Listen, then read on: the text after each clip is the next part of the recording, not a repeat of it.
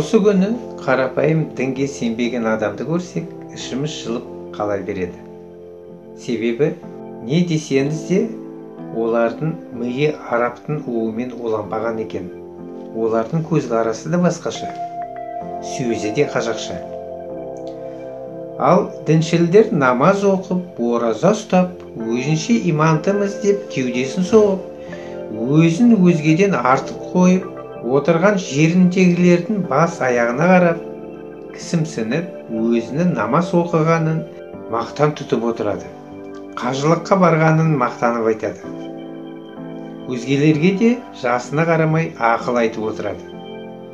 Оны ешкім жаратып отырмаса да, тыңдаған арабтардың, сахабалардың уағыздарын айтып, соларды жер-көкке тегізбей мақтап отырады. Балаларының, немерелерінің аттарын араб есімдерін қойып, өзінің қазақ екенін ұмытып отырғаны.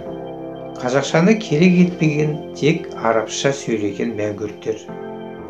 Киім үлгісі де өзгеше, хиджаб.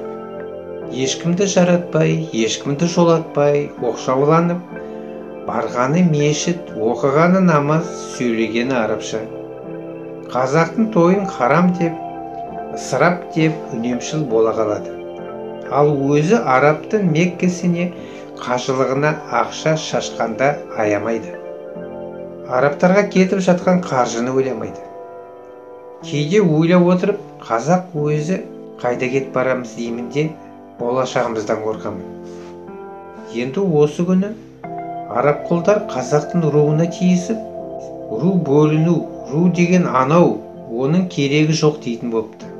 Қазақтың руын құртсақ, туысына үйленген таза араб боламыз. Мұхаммед өзінің ағасының қызын алған, қызын ағасына берген былыққан ел. Бізде де сондай былықпа қылмақ.